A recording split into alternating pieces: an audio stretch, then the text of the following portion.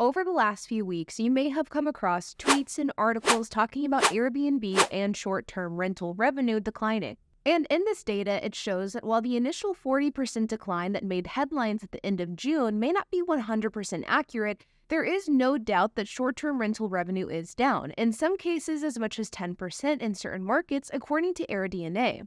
And this, of course, makes us ask the question, is Airbnb dead? Or at the very least, is Airbnb past its prime? And while I don't think that Airbnb is dead, I do think that Airbnb is long overdue for some sort of shakeup. Some sort of shakeup to thin out the bad host from the good host, to help the oversaturation problem, and to fix the major issues that Airbnb has been facing for an extremely long period of time. And there are a few key reasons why I believe that there is a shakeup that's going to be coming sooner than later.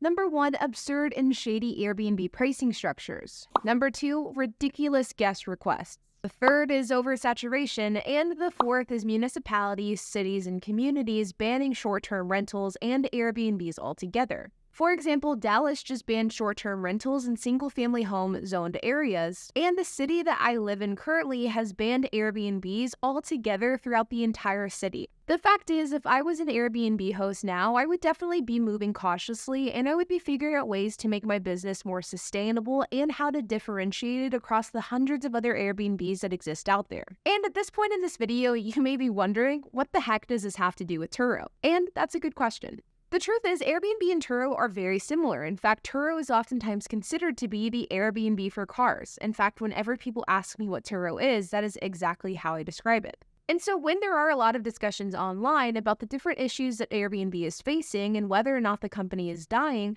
many of us, including myself, can't help but wonder if Turo is going to share that same fate.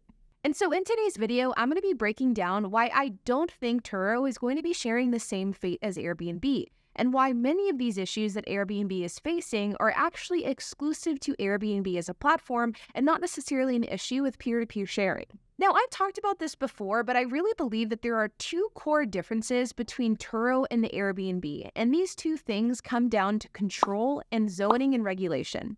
Let's first talk about the control aspect, because whenever it comes to Airbnb, Airbnb hosts retain a ton of control, and they can basically charge their guests whatever they want, and they can require their guests to do a slew of different tasks, from cleaning the house before checking out, doing the laundry, doing the dishwasher, as well as a slew of other ridiculous requests. In fact, I am a part of a number of different Airbnb groups on Facebook, and just a couple of days ago, I saw a post from an Airbnb host who was absolutely livid with the fact that their house was trashed after a guest left.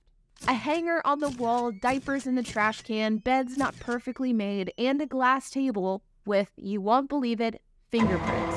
But truthfully, these types of complaints are just absolutely ridiculous, and I just cannot take them seriously. Not only do they make that individual host look bad, but they make all hosts on Airbnb look bad, and they make the sharing community, whether it be Airbnb, Turo, whatever the case is, it paints all of these different types of business models in a really bad light. And the worst part is that all of the different comments on this post were talking about how frustrating it is whenever guests don't follow host instructions. There was absolutely no acknowledgement to the fact that this host was requesting some ridiculous things, and the house definitely wasn't trashed. It just was lived in. To expect a guest to clean up the house after themselves, to leave a house spotless while simultaneously charging a cleaning fee is absolutely ridiculous, and in my opinion, this is killing Airbnb. And I also believe that the fact that Turo doesn't allow their hosts to do this is kind of our saving grace, because it adds a level of sustainability and consistency across the Turo platform regardless of who you're booking with.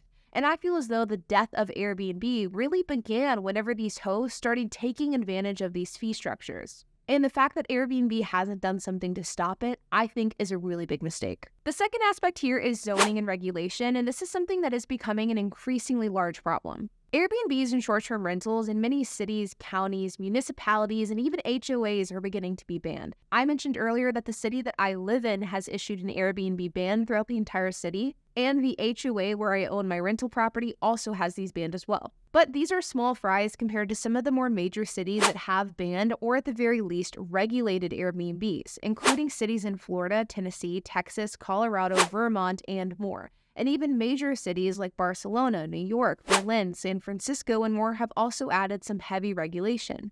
And so whenever we talk about the argument of Airbnb versus Turo, in many ways, we're kind of comparing apples to oranges. You see, housing has become a really contentious topic here in the United States as housing has become more and more unaffordable.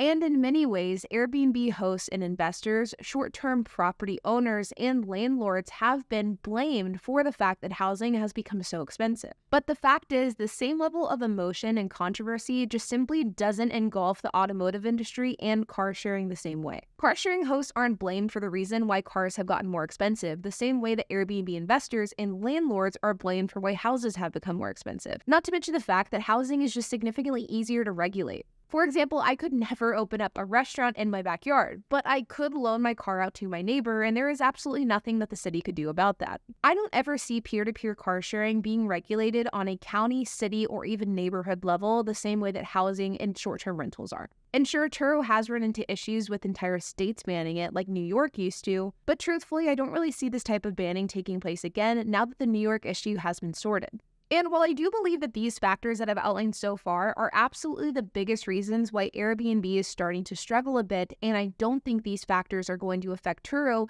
there are a few other more minor issues that I also want to mention. First is Airbnb turnover. Airbnb has quite a high barrier to entry, but there is also a high barrier to exit as well. When it comes to Turo, all you have to do is buy a car, take photos, and list that car on Turo, and it can be listed on the platform in literally an hour. But with Airbnb, you have to buy a property, you have to furnish it, you have to take photos, you have to upload the listing to Airbnb or whatever other short-term rental platforms you use. This is quite a long and costly process. Because of this, it is a difficult process to also leave Airbnb. You have to make the decision that you no longer want to be a part of the platform. You have to figure out what you're going to do with that property and how you're going to afford it. There are a slew of steps that somebody needs to take and sort through in order to leave the Airbnb platform entirely. Because of this, I do believe that Airbnb retention with hosts is probably quite a bit better than Turo host retention.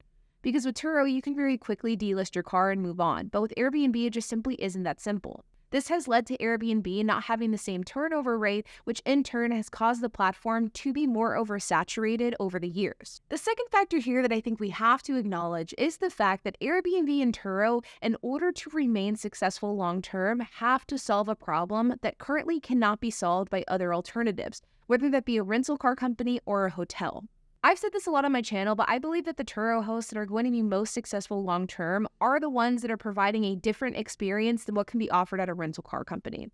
And where this ties into Airbnb is with the fact that Airbnb was originally founded on the idea of providing a unique experience that's different than a hotel. And while there are still a ton of different Airbnbs that you can rent that are incredibly unique, there are also a ton of others that are very similar to a hotel, but significantly worse.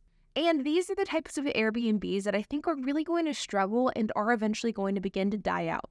At the end of the day, I do believe that Airbnb is overdue for a major shakeup, and I do think that things need to change with the platform in order for the platform to have longevity.